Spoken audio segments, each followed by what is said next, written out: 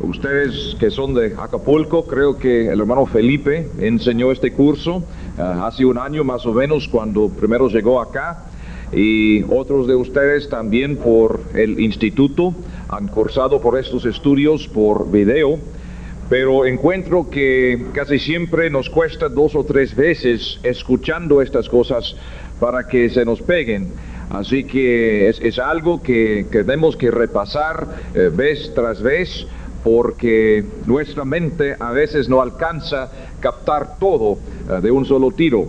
Así que ahora estamos estudiando unas 15 reglas para el estudio de la palabra del Señor, y en el caso mío yo apunté estas reglas en mi Biblia, y son cosas que repaso de vez en cuando, a pesar de haber enseñado este curso no sé cuántas veces. Son cosas que las tengo que repasar continuamente para no olvidarme de su importancia. Pues anoche habíamos llegado hasta la regla número 11, y esta regla nos dice que nunca vamos a violar la claridad de un pasaje de la Biblia tratando de entender otro pasaje más difícil. Si no entendemos un versículo o un pasaje, pues no vamos a torcer la doctrina bíblica tratando de ver algo en un versículo difícil cuando esto viole la clara enseñanza de otro pasaje, porque no hay contradicciones en la Biblia. Vamos a hablar de esas contradicciones dentro de poco, pero vimos anoche en Daniel capítulo 12 que hay ciertos pasajes que son sellados y es imposible entenderlos hasta el tiempo. El libro de Daniel es un ejemplo claro. A través de los siglos, pocos, y casi se puede decir nadie en realidad, ha llegado a entender el significado de este libro. Pero vamos a pasar a la regla número 12, que dice: nunca vamos a basar una doctrina en una pregunta. Nunca vamos a basar una doctrina en una pregunta que aparece en la Biblia. He observado que muchas sectas y mucha falsa doctrina se basa en pasajes, en versículos que en realidad son preguntas. Ahora, el mismo idioma nos dice que una pregunta existe para interrogar, no para proclamar, no para declarar. Así que cuando la Biblia hace una pregunta, el propósito de la pregunta es para aclarar o para ilustrar, para interrogar haciendo la aplicación o algo. No es para declarar una doctrina. Así que vamos a tener mucho cuidado con las preguntas, porque la doctrina no se establece a través de las doctrinas. Vamos a ver algunos ejemplos. Vamos a buscar Santiago, el segundo capítulo de Santiago. Aquí tenemos un caso clásico. Santiago, segundo capítulo, el versículo 20. Noten que se trata de una pregunta. ¿Mas quiere saber, hombre vano, que la fe sin obras es muerta? Y muchas veces escuchamos enseñanzas tomadas de este versículo, tratando, por ejemplo, demostrar que la salvación es por las obras que tenemos, cuando en realidad lo que tenemos aquí en Santiago 2:20 es una pregunta. ¿Mas quiere saber, hombre vano, que la fe sin obras es muerta? Y si queremos saber lo que significa este pasaje, tenemos que aplicar las reglas del estudio bíblico que hemos aprendido hasta este momento. Por ejemplo, vamos a buscar el contexto para entender este versículo tan famoso, porque si no, vamos a pensar que si uno no tiene obras, su fe no tiene validez. Vamos a ver precisamente lo que está diciendo Santiago. Para comenzar, el contexto nos dice que esta epístola fue escrita a las 12 tribus. Como vimos anoche, en el primer versículo de esta carta. Así que lo tenemos por dado que los lectores de esta carta ya entendían perfectamente bien el Antiguo Testamento, porque así es su trasfondo personal. Entienden el Antiguo Testamento. Dice en versículo 18 del capítulo 2, hermanos míos, pero ahora se trata de hermanos judíos, no tan solo en Cristo, son hermanos en Cristo también porque son creyentes, habían aceptado a Cristo como su Mesías, pero a la misma vez son hermanos judíos por la raza. Hermanos míos, ¿de qué aprovechará si alguno dice que tiene fe y no tiene obras? Otra pregunta. ¿Podrá la fe salvarle? Otra pregunta. Y si un hermano o una hermana están desnudos y tienen necesidad del mantenimiento de cada día, y alguno de vosotros les dice, id en paz, calentaos y saciaos, pero no les dais las cosas que son necesarias para el cuerpo, ¿de qué aprovecha? Así también la fe, si no tiene obras, es muerta en sí misma. Pero alguno dirá, tú tienes fe y yo tengo obras. Muéstrame tu fe sin tus obras, y yo te mostraré mi fe por mis obras. Tú crees que Dios es uno, bien haces. También los demonios creen y tiemblan. Mas ¿quieres saber, hombre vano, que la fe sin obras es muerta? Ahí tenemos el versículo en cuestión. ¿No fue justificado por las obras Abraham, nuestro padre, cuando ofreció a su hijo Isaac sobre el altar? Y ahí tenemos un ejemplo. Aquí Santiago dice que Abraham fue justificado por sus obras cuando ofreció a Isaac sobre el altar. Ahora una pregunta, ¿cuándo sucedió esto? Pues cualquiera que haya leído el Antiguo Testamento sabe que esto sucedió en Génesis capítulo 22. Ahora, vamos a seguir. Porque en versículo 22 dice, ¿no ves que la fe actuó juntamente con sus obras y que la fe se perfeccionó por las obras? Y se cumplió la escritura que dice, Abraham creyó a Dios y le fue contado por justicia y fue llamado amigo de Dios. Ahora, aquí tenemos algo muy interesante. ¿Cuándo sucedió esto del versículo 23? Cuando dice, Abraham creyó a Dios y le fue contado por justicia y fue llamado amigo de Dios. Lo interesante es que esto se dijo no en Génesis capítulo 22, cuando Abraham ofreció a Isaac sobre el altar, como cualquier judío bien lo sabe, sino que esto sucedió en Génesis capítulo 15, varios años antes. En Génesis capítulo 15 tenemos la fe salvadora de Abraham antes de sus obras. Le fue contado por justicia antes de ofrecer a Isaac como sacrificio vivo sobre el altar. Entonces Abraham recibió una salvación como la nuestra, una salvación por fe y no por obras. Pero esta fe se perfeccionó, es decir, que se manifestó, que era una fe legítima, auténtica, por haber ofrecido a su hijo Isaac varios años después sobre el altar.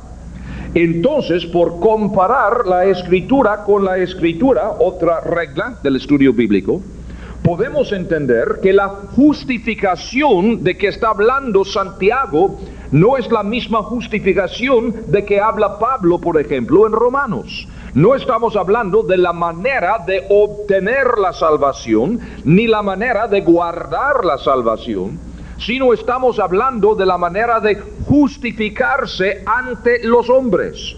¿Cómo es que voy a saber si uno en realidad es salvo? Yo no puedo ver dentro de su corazón, porque no soy Dios. Pero puedo observar por sus obras la realidad de su fe. Como dijo el mismo Señor Jesucristo, el árbol se conoce por sus frutos. Ahora, yo no puedo juzgar lo que esté dentro de uno, pero puedo observar sus obras. Uno se justifica no ante Dios, sino ante los hombres por lo que hace. Uno se justifica ante Dios por su fe, según Pablo nos escribe en el libro de Romanos, capítulos 5 al 8.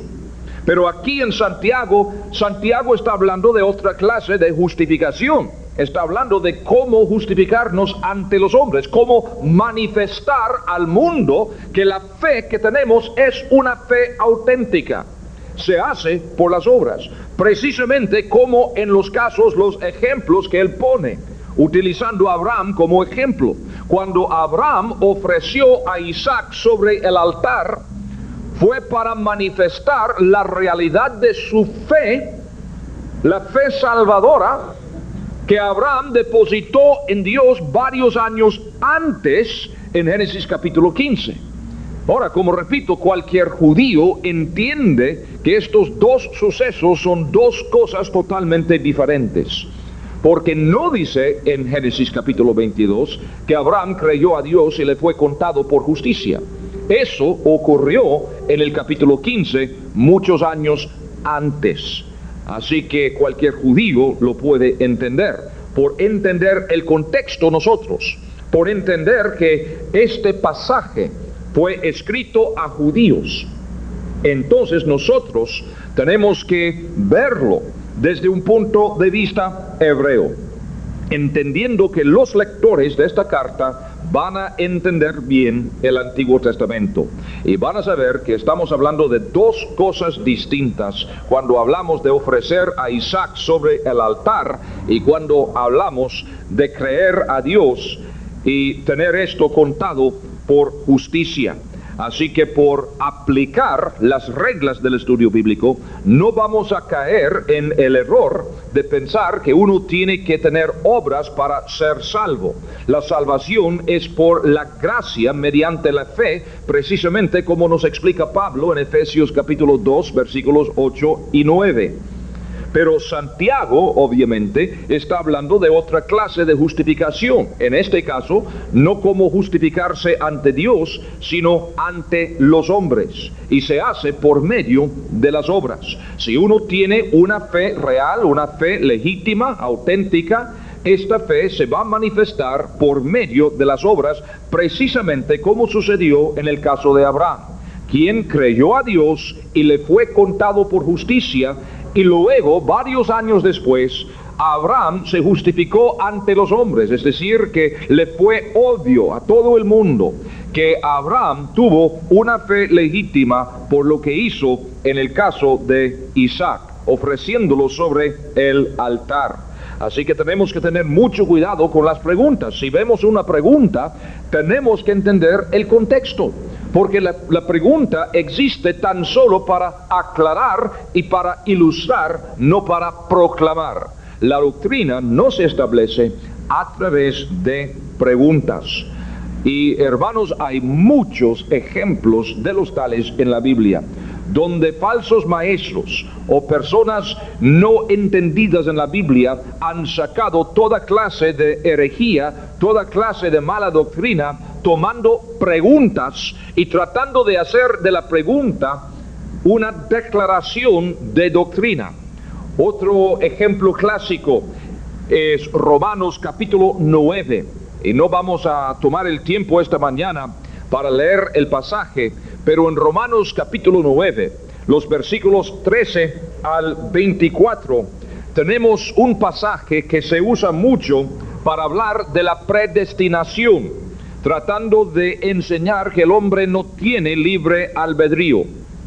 Pero uno puede observar que en este pasaje, en Romanos capítulo 9, lo que Pablo hace es darnos una serie de preguntas. Y si no entendemos el contexto, si no entendemos que Pablo está hablando de la relación de Dios con Israel en el pasado, que es el tema de Romanos capítulo 9, entonces uno se pierde y se va a extraviar de la buena y la sana doctrina. Así que, en otras palabras, esta regla simplemente dice, no vamos a basar una doctrina en una pregunta. Las preguntas existen para interrogar, no para declarar. Otra pregunta se encuentra en Primera de Corintios capítulo 15, versículo 29. Primera de Corintios capítulo 15, versículo 29. De otro modo, ¿qué harán los que se bautizan por los muertos si en ninguna manera los muertos resucitan? ¿Por qué pues se bautizan por los muertos? Otra pregunta.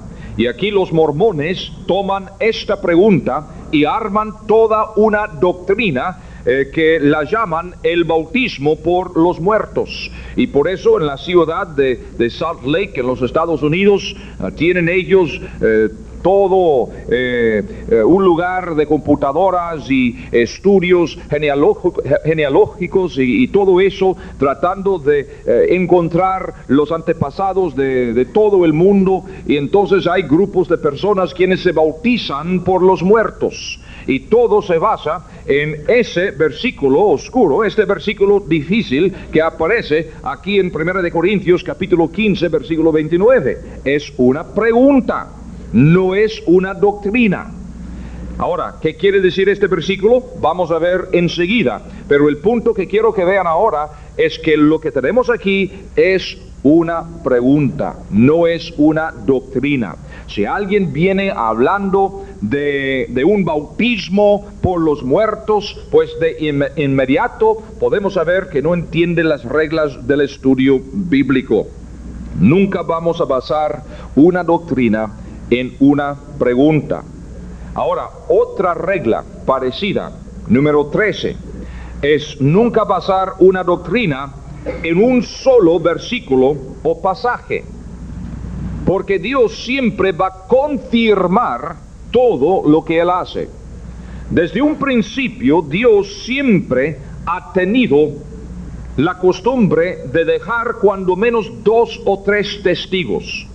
En 2 de Corintios, capítulo 13, y el versículo primero, 2 de Corintios, capítulo 13, Pablo dice: esta es la tercera vez que voy a vosotros. Por boca de 2 o de 3 testigos se decidirá todo asunto.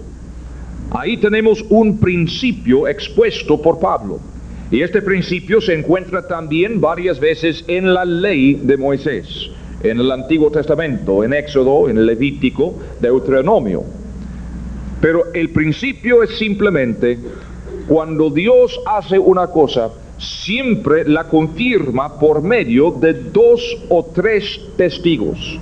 Cuando Dios creó el universo, dejó en el cielo 2 lumbreras como testigos, dijo. Cuando Cristo resucitó de los muertos, dejó a 2 ángeles como testigos. Cada cosa que Dios hace siempre la confirma por medio de 2 o 3 testigos. Y es un principio a través de toda la Biblia. Y por lo tanto, nunca vamos a establecer una doctrina cuando tan solo tenemos un versículo o un pasaje oscuro que aparentemente diga una cosa, cuando en realidad no existe ninguna otra confirmación en la Biblia. Quiere decir que en realidad no entendemos bien lo que el pasaje dice, porque una doctrina se establece con 1 o 2 o con 2 o 3 testigos, digo.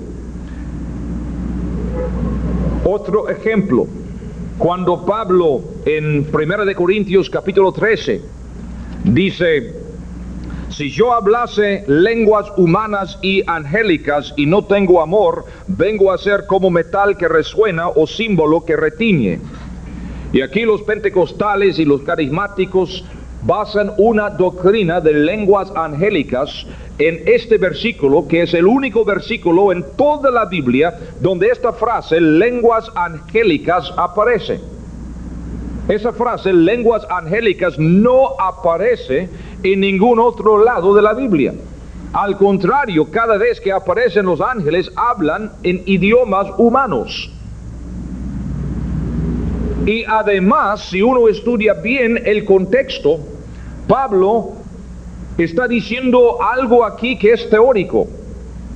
Es un dicho retórico, se puede decir, lo que Pablo está diciendo. Si yo hablase lenguas humanas y angélicas y no tengo amor, vengo a ser como metal que resuena o símbolo que retiñe.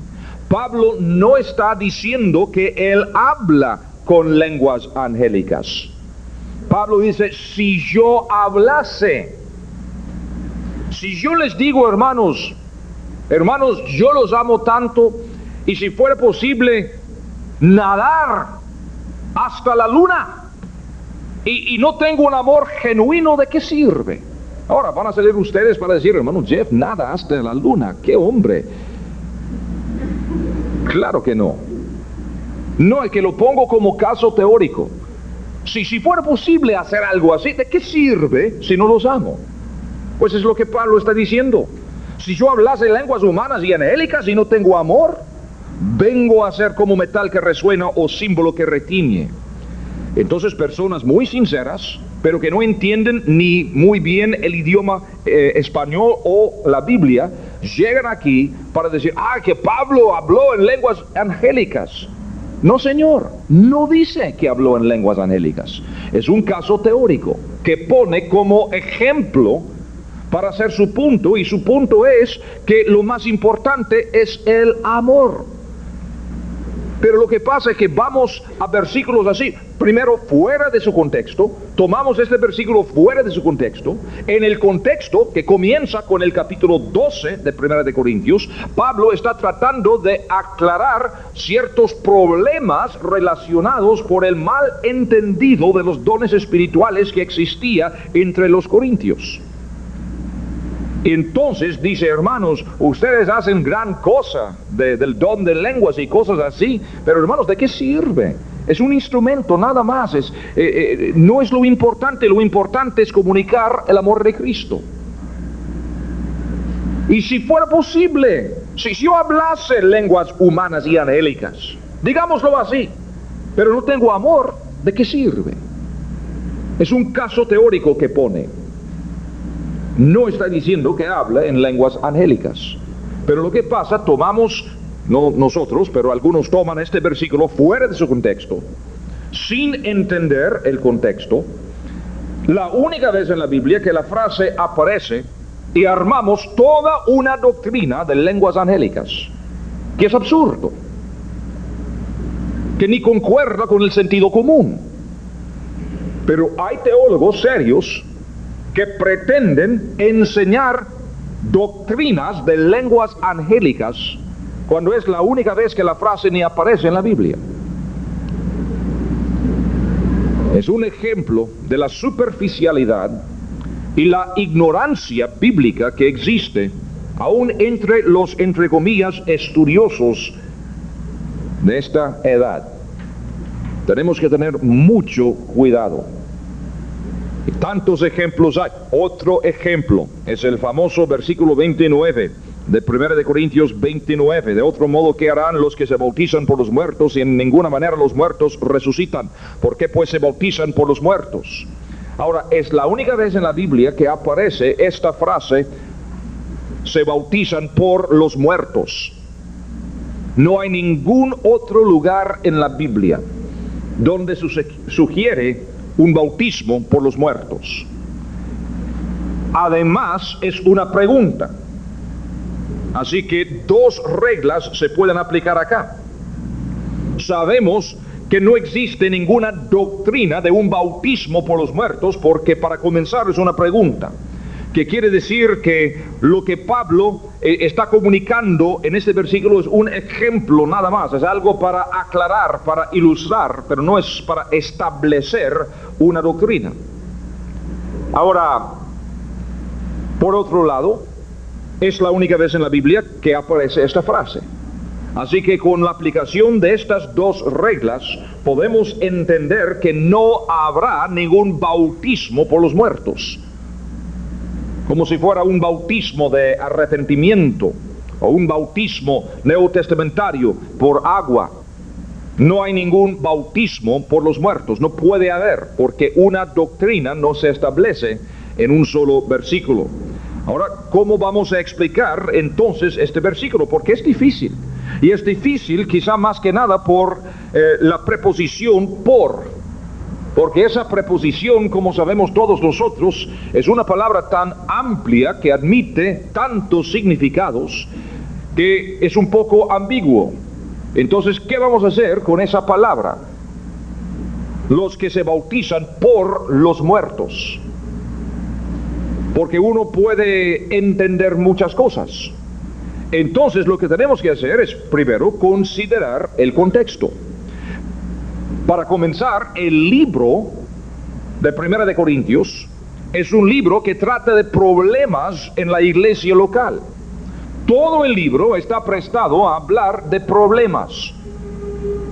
Esta iglesia tenía tanta carnalidad y tantos problemas que Pablo toma esta ocasión para escribirles una carta cuyo único propósito es corregir una serie de problemas que existían en esta iglesia. Uno de los problemas es un problema en cuanto a la resurrección, porque habían llegado a esta iglesia ciertos falsos profetas y falsos maestros, diciendo que la resurrección de Cristo no fue cierto, tratando de decirles que la resurrección de Cristo fue algo simbólico, como dicen muchos modernistas hoy en día, que no aceptan una resurrección literal de Cristo. Dicen, no, es que murió, pero en el sentido simbólico resucitó, porque su espíritu, su ejemplo está con nosotros hasta el día de hoy. Pero decir que Cristo, un hombre, que era un buen hombre, por supuesto, buen profeta, buen maestro, murió y ya estuvo. Pero decir que resucitó, no, hombre, es imposible, porque la ciencia nos dice que es imposible resucitar. Entonces, obviamente, Cristo resucitó en un sentido simbólico, digo. Entonces, habían llegado a esta iglesia para introducir esta clase de falsa doctrina. Y por lo tanto decían, bueno, eso quiere decir, hermanos, que nosotros como creyentes en Cristo, lo único que nos queda es seguir sus pisadas, porque después de esta vida no tenemos garantía de nada. Y hablar de una resurrección no es decir que algún día literalmente nosotros vamos a salir de la tumba. No, eso sería locura, porque la ciencia nos dice que eso es imposible. Entonces tenemos que entender que resucitar con Cristo es seguir sus pisadas y ver su vida como ejemplo para nosotros de la clase de vida moral, del carácter, todo esto que uno debe tener en esta vida, porque en esta vida es todo el cielo que uno va a ver, es todo el infierno que uno va a ver, así que todo esto es simbólico. Entonces Pablo escribe para corregir este error. Y todo el capítulo 15 de Primera de Corintios tiene el propósito de aclarar lo que es la resurrección del Señor Jesucristo, estableciendo primero lo que es el Evangelio. Porque Pablo dice aquí en versículo 1, además os declaro, hermanos, el Evangelio que os he predicado, el cual también recibisteis, en el cual también perseveráis, por el cual asimismo, si retenéis la palabra que os he predicado, sois salvos si no creísteis en vano. Porque primeramente os he enseñado lo que asimismo recibí, que Cristo murió por nuestros pecados conforme a las Escrituras. Ahora, muchos han muerto. ¿Y qué? Muchos han muerto. Cristo murió conforme a las Escrituras. Porque los profetas del Antiguo Testamento profetizaron que el Cristo iba a morir. El Salmo 22, Isaías 53, para comenzar. Y dice en versículo 4, y que fue sepultado y que resucitó al tercer día conforme a las Escrituras. Ahora, otros han resucitado. Elías y Eliseo, ambos resucitaron a 2 niños. Cristo resucitó a Lázaro, la hija de Jairo, y a otros más. Cristo no es el primero en resucitar, pero es el primero en resucitar conforme a las Escrituras para jamás volver a morir. La hija de Jairo volvió a morir, Lázaro volvió a morir, y todos los demás. Pero Cristo es el único quien, conforme a las Escrituras, resucitó al tercer día para vivir eternamente y jamás volver a morir. Este es el Evangelio. Ahora, Pablo comienza este capítulo hablando de lo que es el Evangelio. Es decir, si no hay resurrección, no tenemos nada que predicar. Para comenzar, si no hay resurrección literal de Cristo, no tenemos Evangelio. Luego sigue hablando de los testigos de la resurrección. Y les da una lista de más de 500 personas quienes con sus propios ojos lo vio después de la resurrección. Y aún en este tiempo habían quedado testigos oculares de la resurrección del Señor Jesucristo. Y Pablo dice, si quieren hablar con ellos, adelante. Luego Pablo comienza a poner una serie de ejemplos e ilustraciones para demostrar que sin la resurrección de Cristo Jesús nada tiene validez. Por ejemplo, dice en versículo 12, pero si se predica de Cristo que resucitó de los muertos, ¿cómo dicen algunos entre vosotros que no hay resurrección de muertos? Ahora, aquí tenemos una transición. Hasta este punto, Cristo ha comprobado el hecho de la resurrección de Cristo. Ahora, si Cristo resucitó, comprobando quién es, cumpliendo así las Escrituras, entonces nosotros también vamos a resucitar. Tenemos que resucitar. Y dice en versículo 13, porque si no hay resurrección de muertos, tampoco Cristo resucitó. Y si Cristo no resucitó, vana es entonces nuestra predicación, como hemos visto en los primeros 4 versículos. Porque si no hay resurrección, si Cristo no resucitó, vana es entonces nuestra predicación, vana es también vuestra fe. Y somos hallados falsos testigos de Dios, porque hemos testificado de Dios que Él resucitó a Cristo, al cual no resucitó, si en verdad los muertos no resucitan. Así que en todo el pasaje, Pablo sigue hablando de la realidad de la resurrección de Cristo y la resurrección nuestra también. Así que todo esto tiene que ver con esa resurrección. Ahora, versículo 30. Vamos a seguir para ver el contexto que sigue. Hablando con Felipe el otro día, pues me ocurrió por hablar con él que bueno también seguir el contexto después para explicarles mejor este pasaje tan difícil. Versículo 30, ¿y por qué nosotros peligramos a toda hora? Os aseguro, hermanos, por la gloria que de vosotros tengo en nuestro Señor Jesucristo, que cada día muero. Si como hombre batallé en Éfeso contra tierras, ¿qué me aprovecha? Si los muertos no resucitan, comamos y bebamos, porque mañana moriremos. Pablo está diciendo, hermanos, si no existe ninguna resurrección de los muertos, ¿por qué entonces expongo mi vida cada día para morir? Cada día estoy arriesgando mi vida predicando el Evangelio.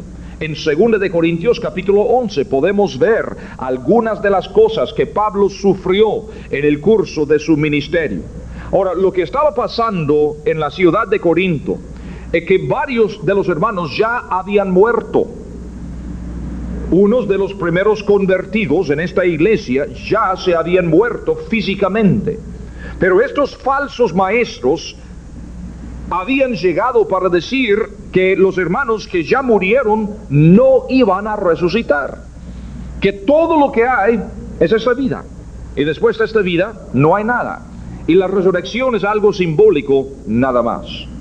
Ahora, los corintios actuales, los lectores de esta carta, varios de ellos fueron ganados por aquellos ya muertos. Se bautizaron por causa del testimonio de estos muertos. Y ahora, ¿qué habrá de estos muertos? Ahora, versículo 29. De otro modo, ¿qué harán los que se bautizan por los muertos, si en ninguna manera los muertos resucitan? ¿Por qué pues se bautizan por los muertos? Ustedes mismos, en otras palabras, Pablo está diciendo, ustedes que se bautizaron por los muertos, por el testimonio de aquellos que ahora están con el Señor, si no hay resurrección, entonces la pregunta es, ¿qué validez tiene el bautismo? Pablo comenzó este capítulo hablando del Evangelio. El Evangelio es que Cristo murió, que fue sepultado y que resucitó al tercer día, ¿no es cierto? Y Pablo dice que si no hay resurrección no tenemos Evangelio. Ahora, ¿el bautismo qué es? Es la forma que cada creyente tiene para predicar el mismo Evangelio sin abrir su boca. Porque cada persona que se bautiza está predicando el mismo Evangelio. Como Cristo murió, nosotros también estamos muertos en Él. Muertos al pecado, muertos a la pasada manera de vivir. Así crucificamos la carne con sus vicios. Así que el pastor baja la persona y la deja debajo de las aguas. Cuadro de la muerte y la sepultura del Señor Jesucristo. ¿Y entonces qué? Levanta la persona, simbolizando la resurrección del Señor Jesucristo y nuestra esperanza fija que algún día nosotros también, aún físicamente, vamos a resucitar. Ahora, si no hay resurrección, el bautismo, entonces dice Pablo, no tiene validez. ¿Por qué se bautizan? La forma correcta del bautismo sería decir, hermano, usted ha recibido a Cristo Jesús como su Salvador. ¿Cómo no, hermano? Sí. Entonces, sepultado con Cristo.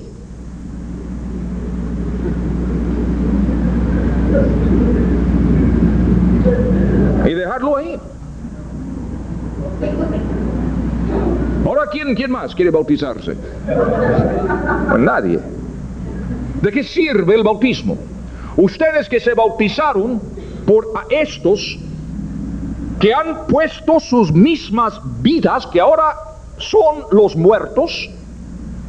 Si no hay resurrección, ¿por qué predicaron ellos? ¿Por qué se bautizaron ustedes? Y dice Pablo en versículo 30, y porque sigo yo poniendo mi vida en peligro todos los días si no hay resurrección.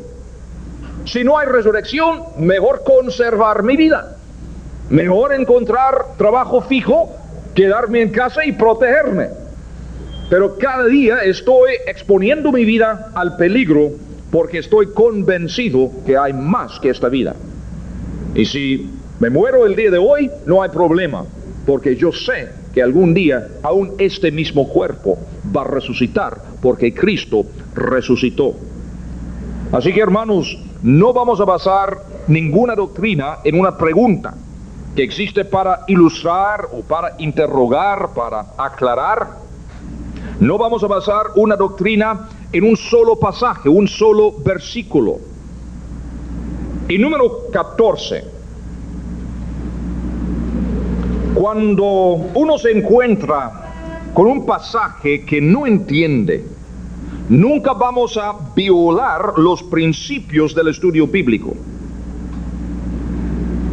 Es decir, no vamos a seguir tratando de torcer ese versículo para llegar a alguna conclusión y así violar los principios del estudio bíblico, porque puede ser que Dios no quiere revelarnos aún esta verdad, como en el caso de Daniel que hemos visto. O puede ser que uno no esté aún listo para recibir esta verdad. Es decir, algunos pasajes son pasajes profundos. Y por la misma profundidad del pasaje puede ser que Dios no está listo aún dar una clara revelación de esta verdad, o puede ser que Dios no esté listo según nuestro nivel de madurez personal para hacernos entender este principio.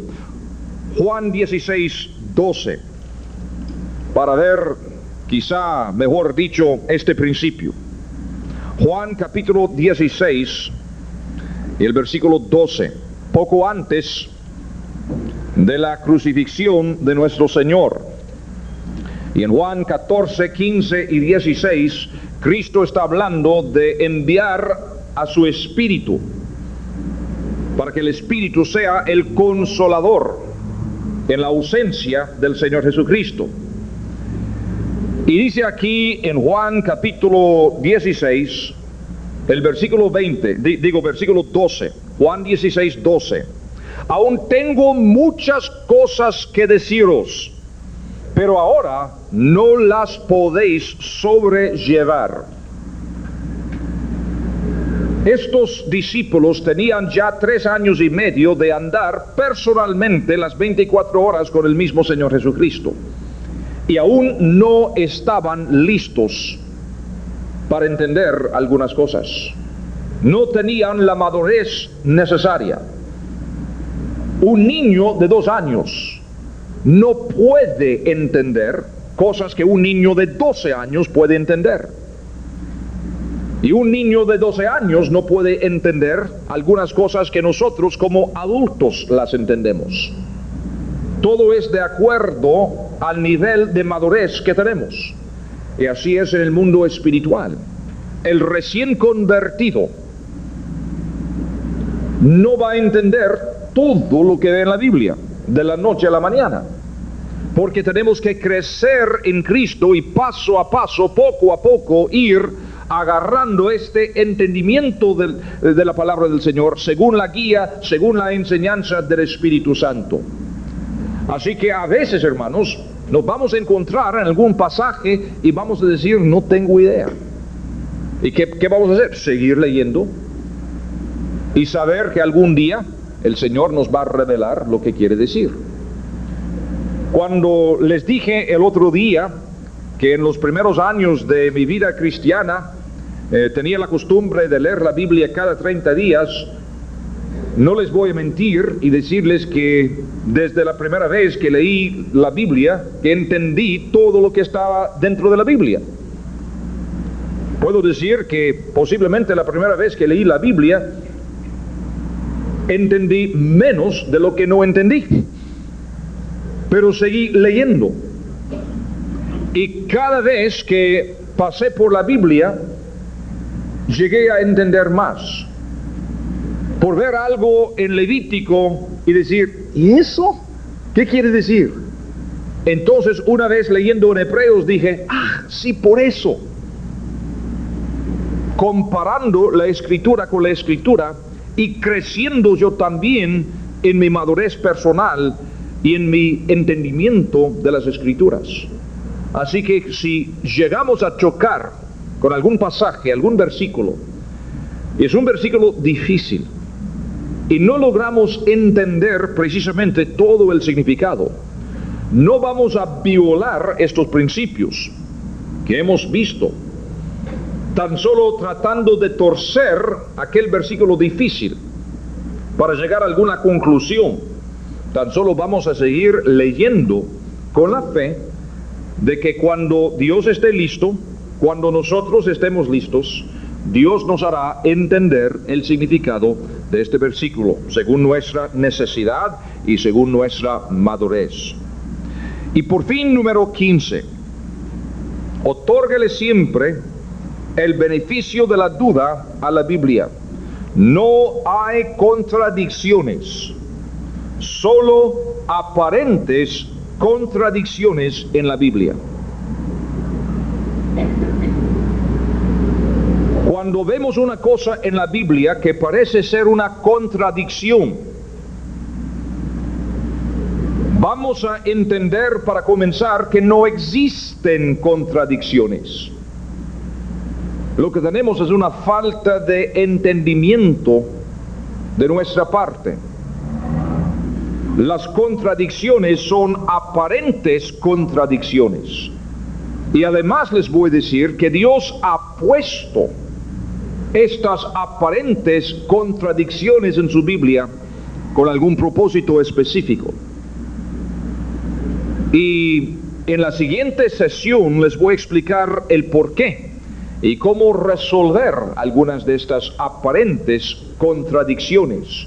Pero ya casi no nos queda más tiempo en esta sesión, y en vez de entrar en este estudio, mejor descansar un ratito ahora y luego seguir adelante hablando de estas contradicciones, mejor dicho, aparentes contradicciones. Sin nada más que decir,